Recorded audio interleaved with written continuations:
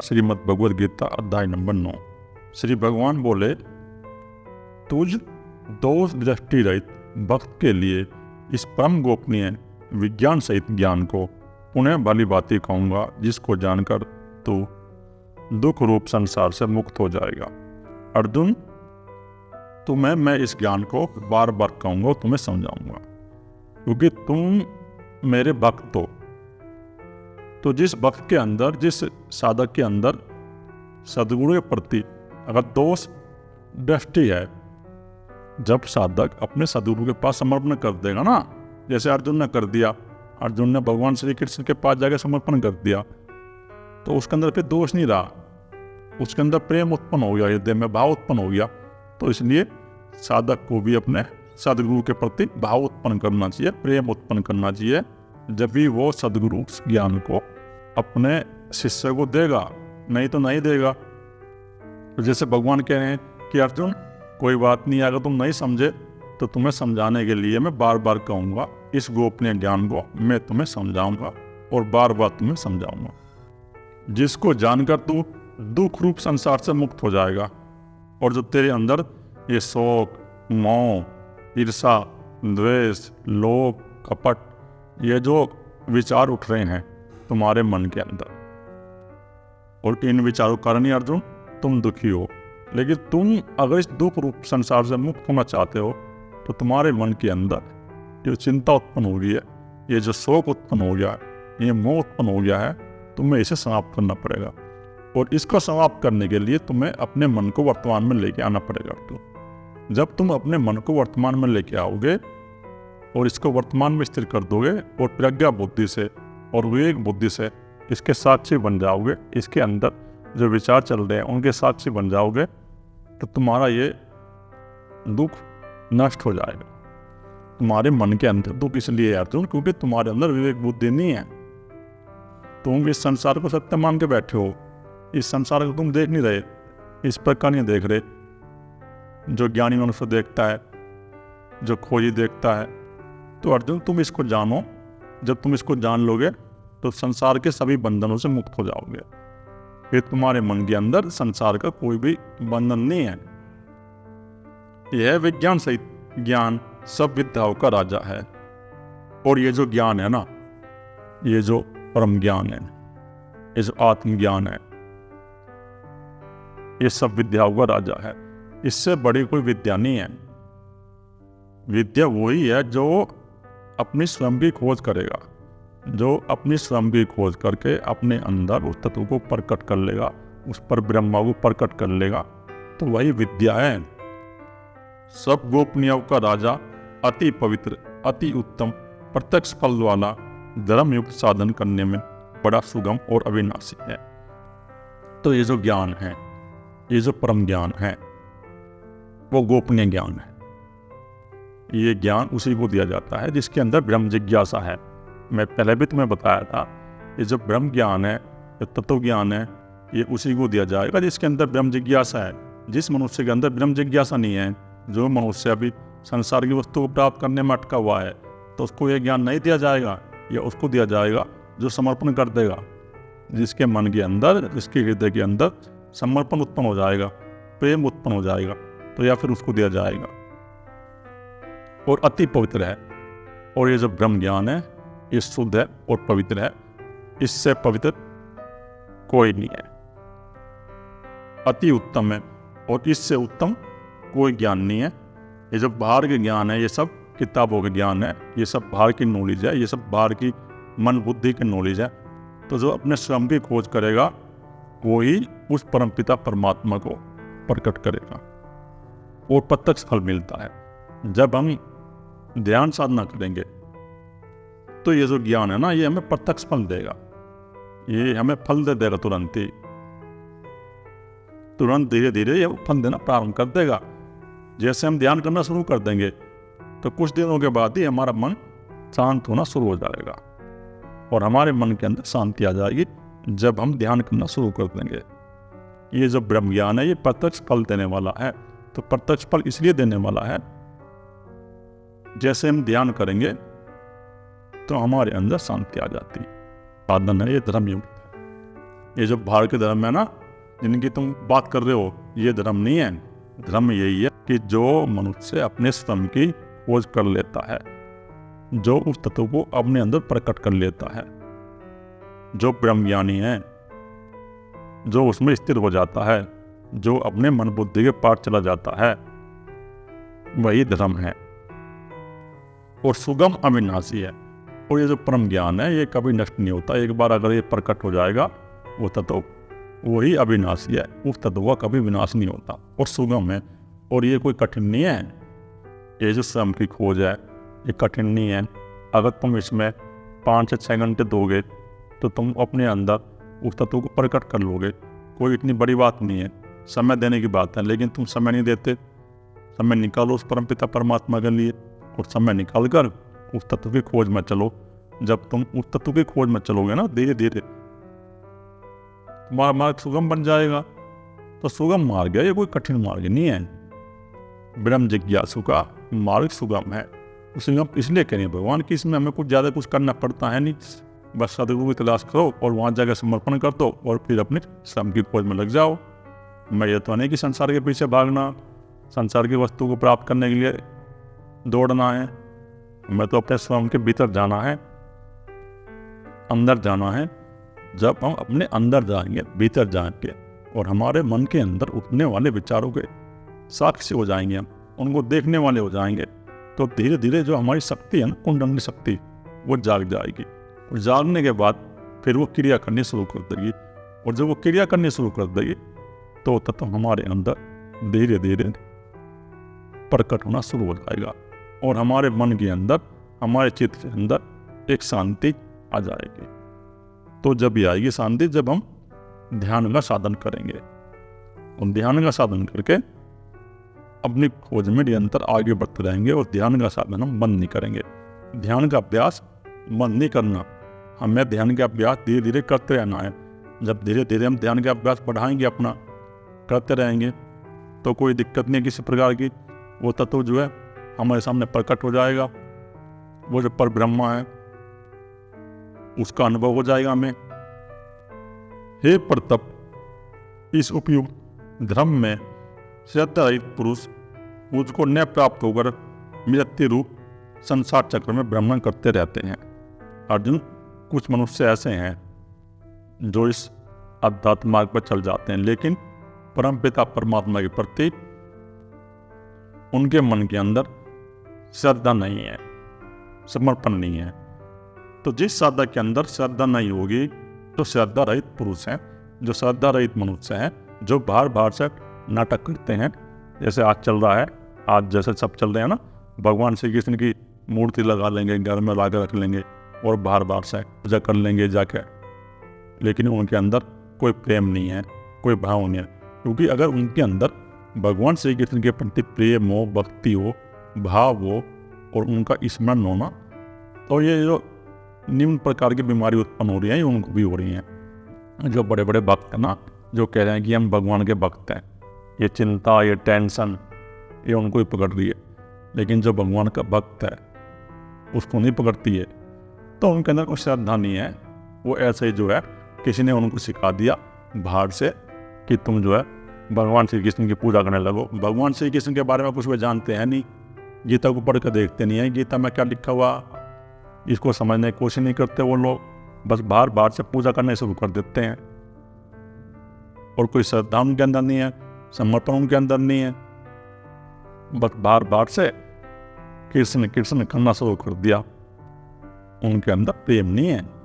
जो ऐसे मनुष्य हैं ना, जिनके अंदर कोई श्रद्धा नहीं है उस परमपिता परमात्मा के प्रति, तो वो ढोंगी है, पाखंडी हैं।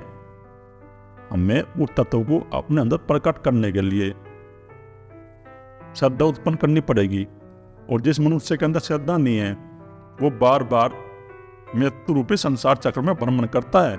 उसका फिर जन्म होगा, फिर मृत्यु होगी, कभी मनुष्य योनि में आएगा, कभी पशु योनि में आएगा। वो दम्भी है। वो दम्भी इसलिए है क्योंकि वो बार बार से उस परमपिता परमात्मा को प्राप्त करने का नाटक कर रहा है। स्वयं को गाने दिखा रखा उसने कि मैं बहुत बड़ा ज्ञानी हूँ, लेकिन अंदर उसका कुछ नहीं है, खोखला है। और कुछ ऐसे भक्त हैं जो स्वयं को भक्त दिखाते हैं कि मैं परमपिता परमात्मा का भक्त हूँ, लेकिन उनके अंदर प्रेम नहीं है, समर्पण नहीं है, श्रद्धा नहीं है, तो ये मनुष्य ऐसे हैं कि वे बार बार जन्म और मृत्यु को प्राप्त होंगे, इनका कभी मोक्ष नहीं होगा। ये ऐसे जो है इस संसार रूपी चक्र में भ्रमण करते रहेंगे, जिन मनुष्य के अंदर श्रद्धा नहीं है, प्रेम नहीं है। क्योंकि अध्यात्म मार्ग में चलने के लिए हमें पहले अपने हृदय चक्र में प्रवेश करना पड़ता है। चाहे कोई कितना ही बड़ा ज्ञानी मनुष्य हो, उसको भी अपने हृदय चक्र में आना पड़ेगा। अगर वो हृदय चक्र में नहीं आएगा, यात्रा शुरू नहीं कर पाएगा वो। तो यात्रा शुरू करने के लिए अध्यात्म की हमें श्रद्धा उत्पन्न करनी पड़ेगी, अपने अंदर प्रेम उत्पन्न करना पड़ेगा। और जब हमारे अंदर श्रद्धा उत्पन्न हो जाएगी, प्रेम उत्पन्न हो जाएगा, समर्पण उत्पन्न हो जाएगा, जैसे ही हमारा प्राण हृदय चक्र में आएगा तो धीरे धीरे फिर वो विशुद्ध चक्र फिर ऊपर की ओर चला जाएगा। तो फिर ऐसे ही हमारी खोज आगे बढ़ती चली जाएगी। लेकिन जो मनुष्य ऐसे हैं जो बार बार से सिर्फ नाटक कर रहे हैं, उस परमपिता परमात्मा की भक्ति का बार बार जन्म और मृत्यु को प्राप्त होते हैं, वे मनुष्य। मुझ निराकार परमात्मा से यह सब जगत जल से बर्फ के समान परिपूर्ण है। भगवान ये नहीं कह रहे कि मेरे शरीर परमात्मा, मैं साकार परमात्मा। भगवान ये कह रहे हैं कि मुझ निराकार, वो जो परमपिता परमात्मा ब्रह्मा है, उस परमात्मा से यह सब जगत जल से बर्फ के समान परिपूर्ण है।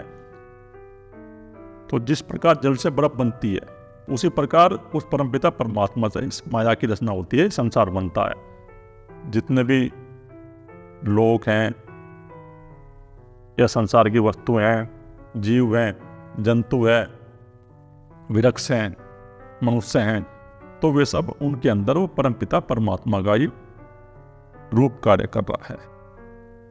ये सारा जगत उस परमपिता परमात्मा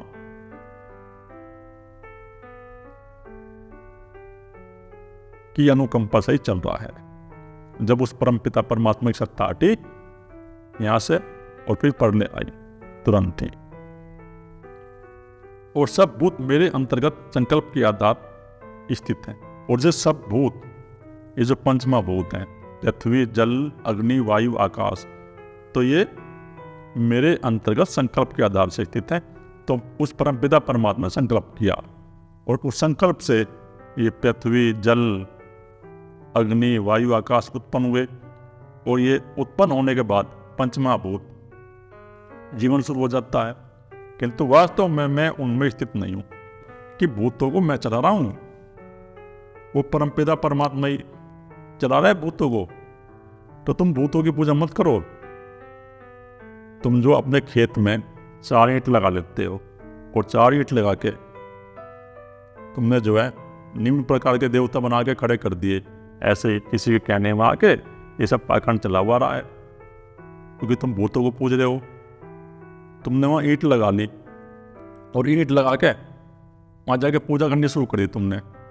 बस कुछ लोग ऐसे हैं जो गांव के लोगों को भटका देंगे, उनका कोई थोड़ा नुकसान हुआ तो तुम्हारे देवता बिगड़ गए। किसी भैंस ने दूध नहीं दिया तो तुम्हारे देवता बिगड़ गए। अपने देवता के लिए पाठ करो, पूजा करो, या वहाँ जाकर जोत जलाओ और उनके लिए कुछ दान दक्षिणा का व्यवस्था करो। जब तुम दान दक्षिणा की व्यवस्था करोगे तो तुम्हारे देवता ठीक हो जाएंगे। तो इस प्रकार ये भ्रांति फैली हुई है गांव गांव में, और गांव का आदमी आज भी जो है अपने खेत में 4 ईंट लगा लेता है और वहाँ पूजा करने शुरू हो जाता है। लेकिन वो अपनी गीता पढ़ के नहीं देखता। गीता में ये कह रहे हैं भगवान कि तुम भूतों की पूजा मत करो, वो परमपिता परमात्मा ही भूतों को चला रहा है। ये जो 5 महाभूत उत्पन्न है, ये इसी से उत्पन्न है, उस परमपिता परमात्मा से ही। और इस प्रकार उत्पन्न होते हैं। पहले आकाश आएगा, आकाश में वायु आएगी, वायु से फिर अग्नि बनेगी, अग्नि से जल और जल से पृथ्वी, फिर जीवन शुरू हो जाएगा। ये सब जो है उस परमपिता परमात्मा से निकल रहे हैं। लेकिन तुम देखते नहीं, विवेक बुद्धि से सोचते नहीं। एक बार सोच कर देखो कि क्या है ये, तो ये तुम्हारे अंदर भय उत्पन्न हो रहा है, ये एक पता चली आ रही है। इसको समाप्त करो और जो तत्व है उसका चिंतन करो, उस तत्व की खोज में आगे बढ़ो। जब तुम उस तत्व की खोज में आगे बढ़ोगे तो परमपिता परमात्मा तुम्हारे अंदर प्रकट होगा। वे सब भूत मुझ में स्थित नहीं है, किंतु मेरी ईश्वरीय योग शक्ति को देख की भूतों को धारण पोषण करने वाला और भूतों को उत्पन्न करने वाला भी मेरा आत्मा वास्तव में भूतों में स्थित नहीं है। देखो भगवान ने क्या कितनी बड़ी बात कह दी कि वो जो परमपिता परमात्मा आत्मा है ना, वो भूतों में स्थित नहीं है, उसने भूतों को धारण किया हुआ है, वो भूतों से अलग है, भूत भी उसी में समा रहे हैं और तुम इन पंचमहाभूतों की पूजा करने लग गए। वो जो आत्मा है वो परमपिता परमात्मा है, भूतों में स्थित नहीं है। जैसे हमारे मनुष्य के अंदर, पशुओं के अंदर वो परमपिता परमात्मा है, उसका तत्व है।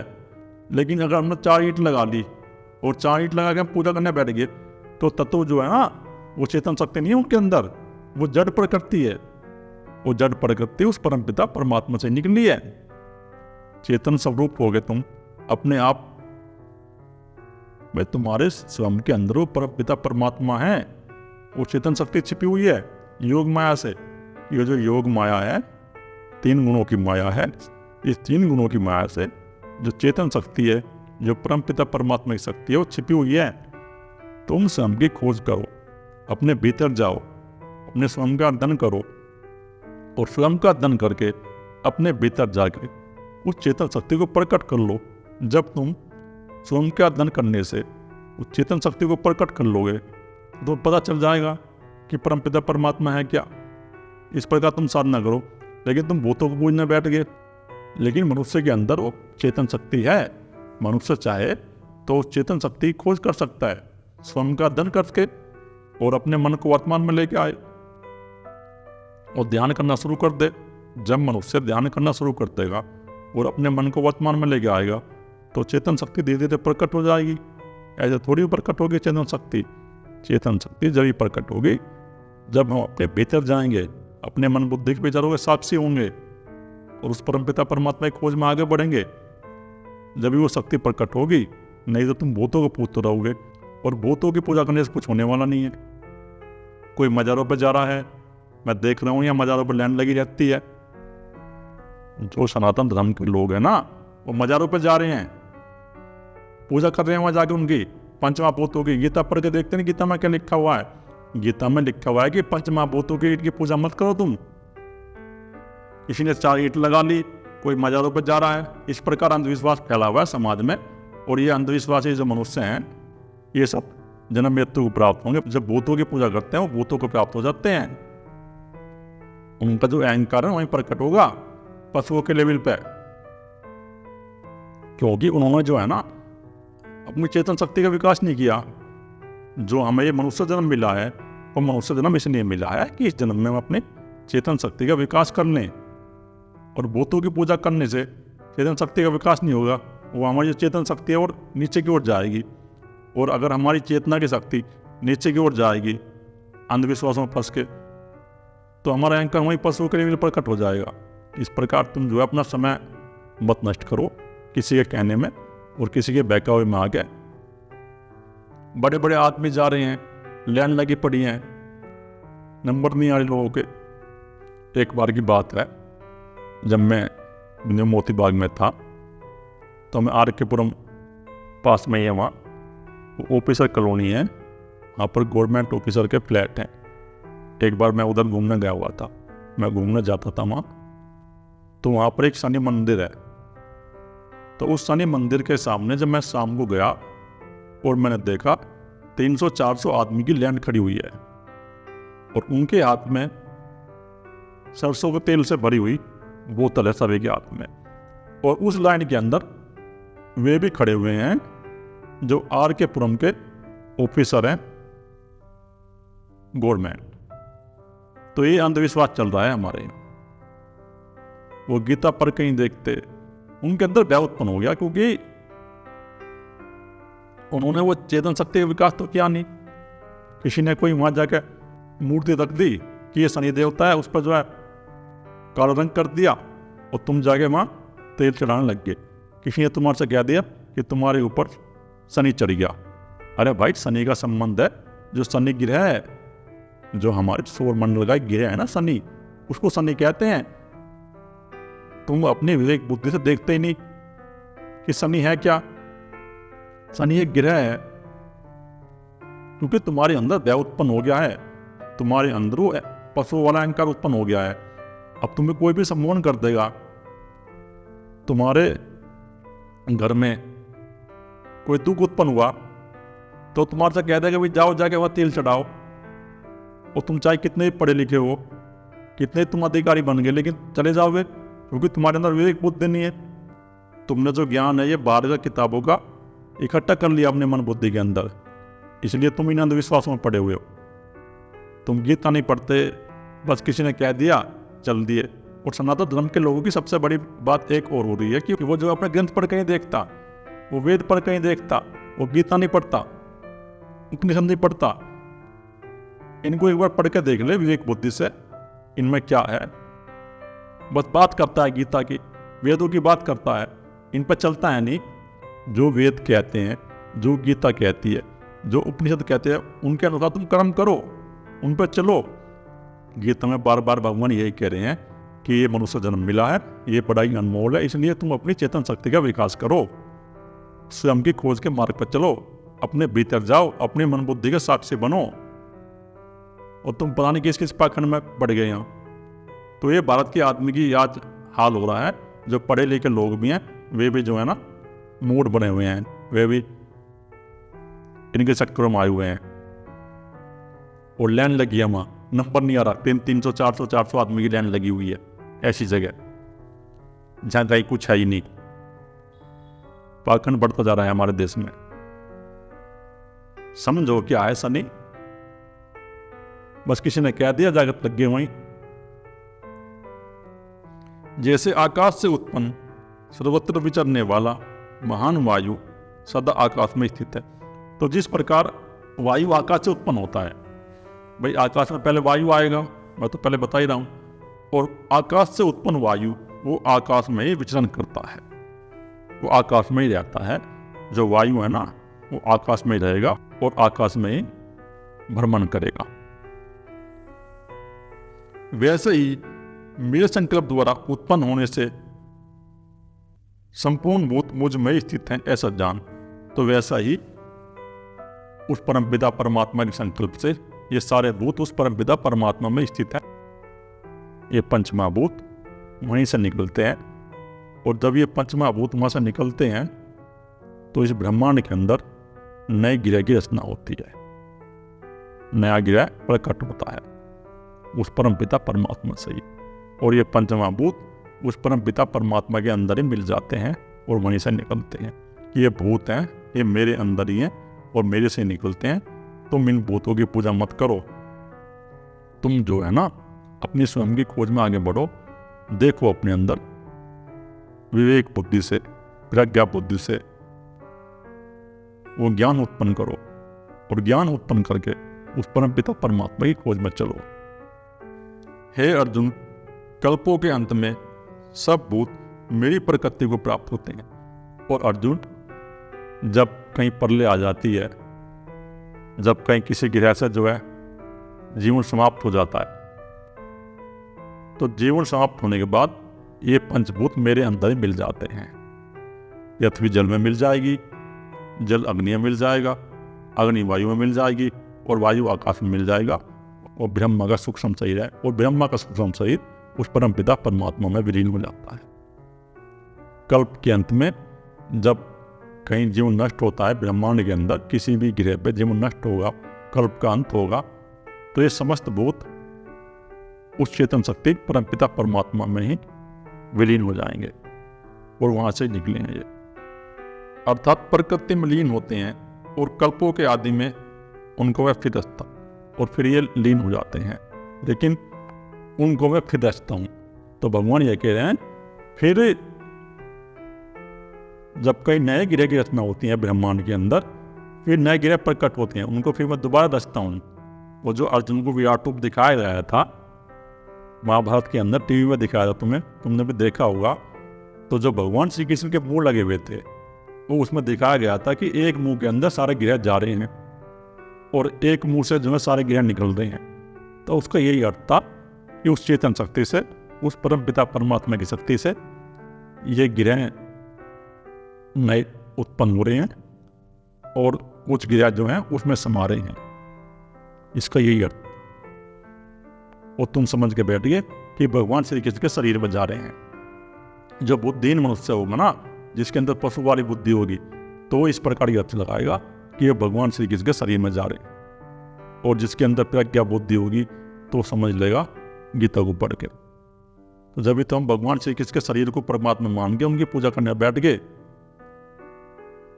भगवान ये कह रहे हैं कि वो परम तत्व, वो परम पिता परमात्मा, उसी से उत्पन्न है सारा जगत। उसी में सारे मनुष्य समा रहे हैं, उसी में सारे पशु पक्षी समा रहे हैं, उसी में ग्रह समा रहे हैं, उसी से नए ग्रह प्रकट हो रहे हैं, सूर्य उत्पन्न हो रहे हैं, चंद्रमा उत्पन्न हो रहे हैं। और ये ब्रह्मांड बहुत बड़ा है। इस ब्रह्मांड के अंदर बहुत से ग्रह हैं जिन पर जीवन चल रहा है। और ऐसे भी ग्रह हैं जो रोज नष्ट हो रहे हैं और रोज नए बन रहे हैं इस ब्रह्मांड के अंदर। भाई जो ग्रह हैं इनकी भी आयु होती है।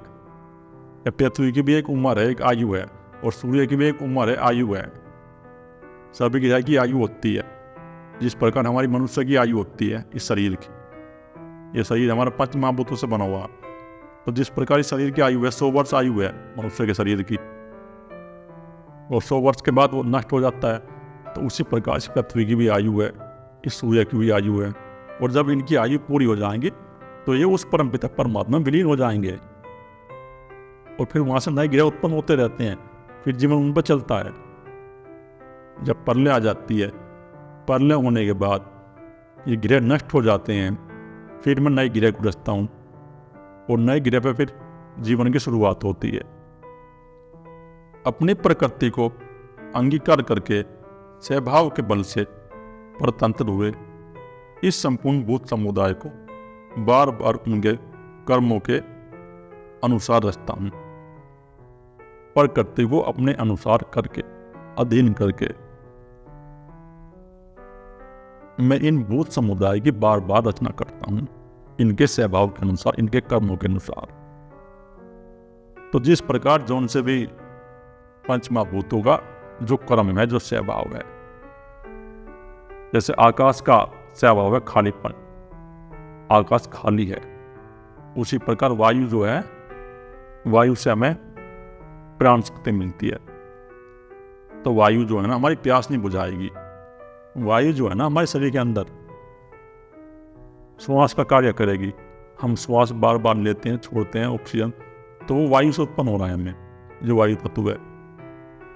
इस वायु तत्व से ही जो हमारा जीवन चल रहा है। तो वायु का स्वभाव है आकाश में विचरण करना, और वायु आकाश में विचरण करती है। इस प्रकार भी जिस भूत का स्वभाव है, जो कर्म है। और वायु जो है कोई तुम्हारी प्यास तो बुझाएगा नहीं, तो वायु का जो स्वभाव है वो अपने अनुसार कार्य करती है। उसके बाद फिर अग्नि क्या करती है? अग्नि हमें ऊर्जा देगी, एनर्जी देगी, हमारे शरीर को ताप देगी। अग्नि पे हम अपने भोजन की व्यवस्था करते हैं। कोई हमें पकाना हो तो वो अग्नि की तपन देती है, हमारा जल काम नहीं करेगा। इनके पंच महाभूतों के अपने अलग अलग कार्य हैं। ये अपने कर्मों के अनुसार ये कार्य करते हैं। ये जो पंच महाभूत हैं, मैं इनको कर्मों के अनुसार ही रखता हूँ।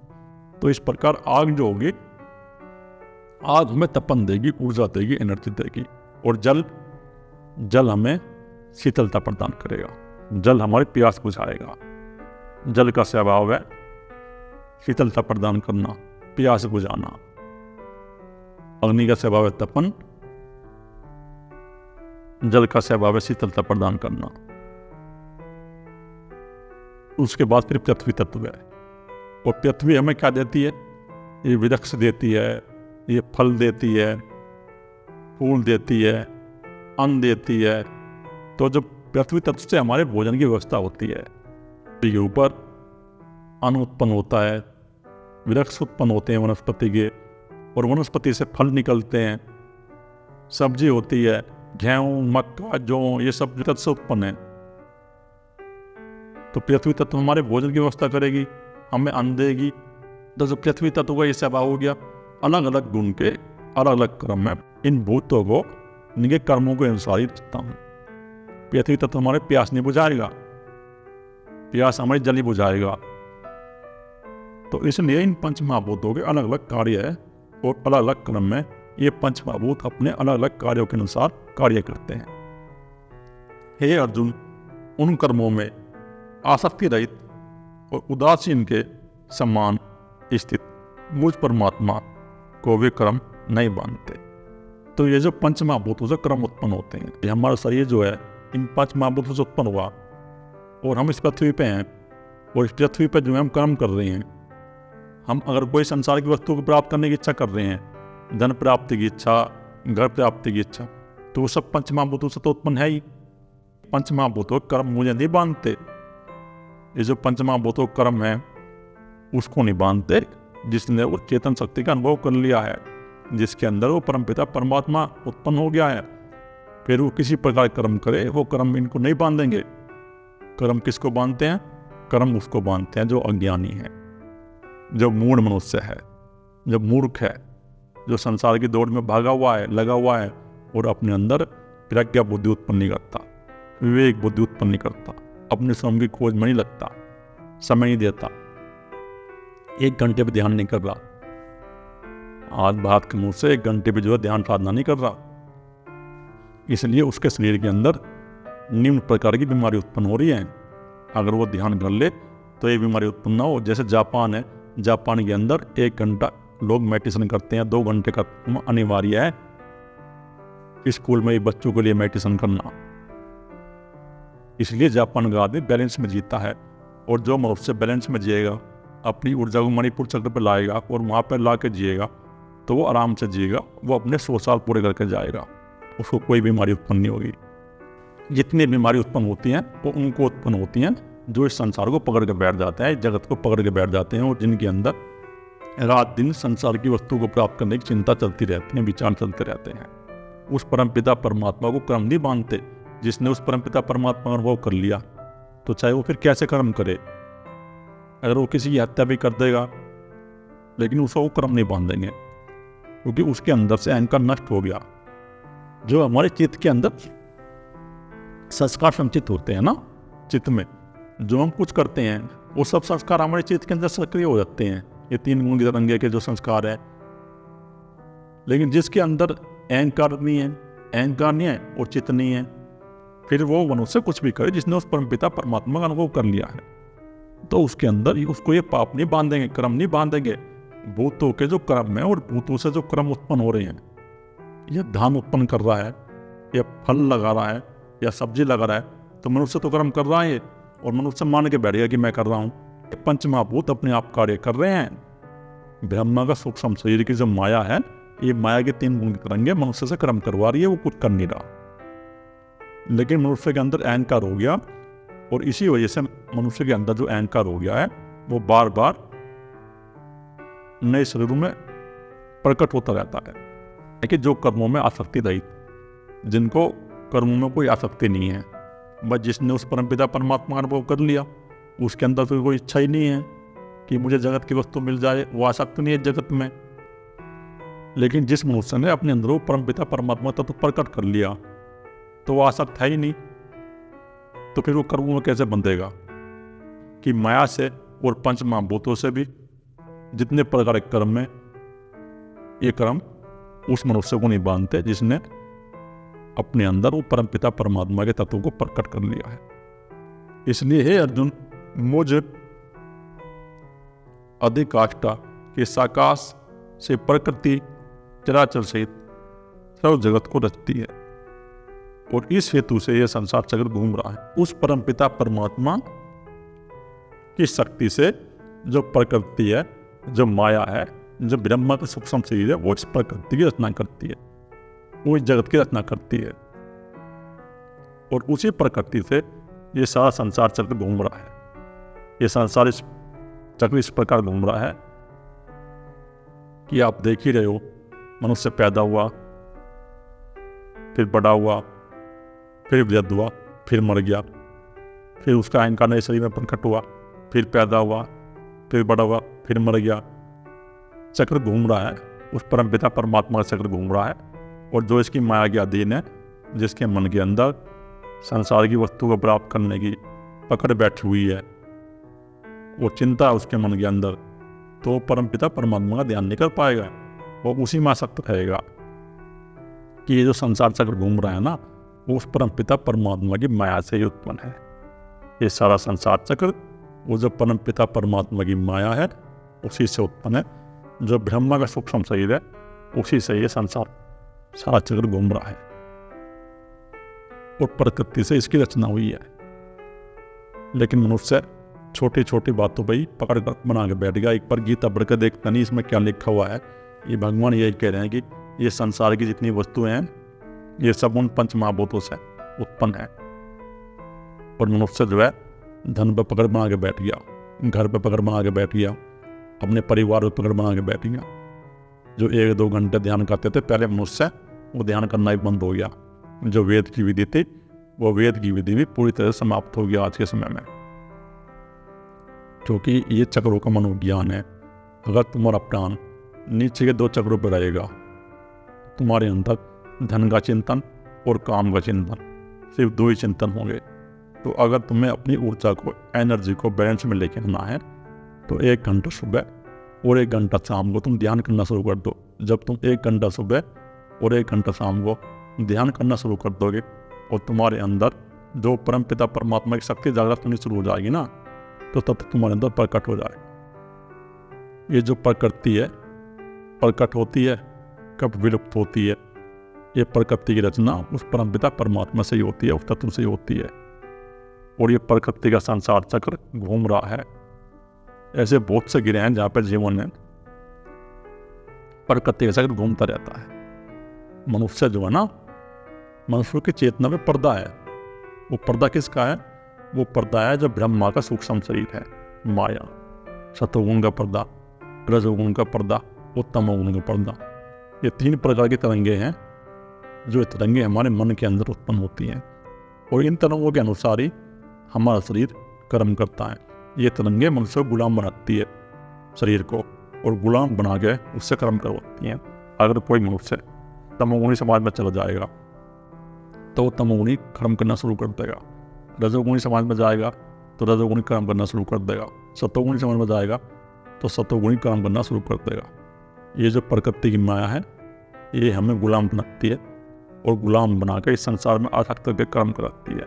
लेकिन जो विवेकमान मनुष्य हैं, जो बुद्धिमान मनुष्य है, जिनके अंदर प्रज्ञा बुद्धि उत्पन्न होगी, जो ध्यान साधना में लगे हैं, जो साधक और साधिकाएं ऐसे हैं जो अपनी स्वयं की खोज में लगे हुए हैं, तो उनको ये माया जो है ना प्रभावित नहीं करती ज़्यादा।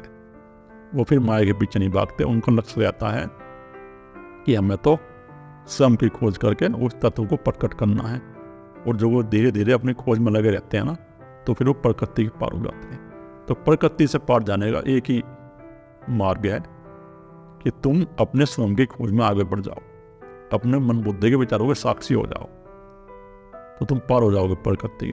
नहीं तो तुम्हें जो प्रकृति की माया है ना, ये बाहर नहीं निकलने देगी, क्योंकि तुम्हारे चित्त के अंदर पूरी तरह से जगत पर पकड़ बनी हुई है। धीरे धीरे तुम्हें अपने मन के अंदर से ये तरंगे नष्ट करनी पड़ेगी। ये तुम्हारे मन के अंदर तरंगे उत्पन्न हो गई है ना, तमोगुण की तरंगे उत्पन्न हो गई है, रजोगुण की तरंगे उत्पन्न हो गई हैं, और सतोगुण की तरंगे उत्पन्न हो गई हैं। ये 3 प्रकार की तरंगे तुम्हारे मन के अंदर उत्पन्न हो गई हैं।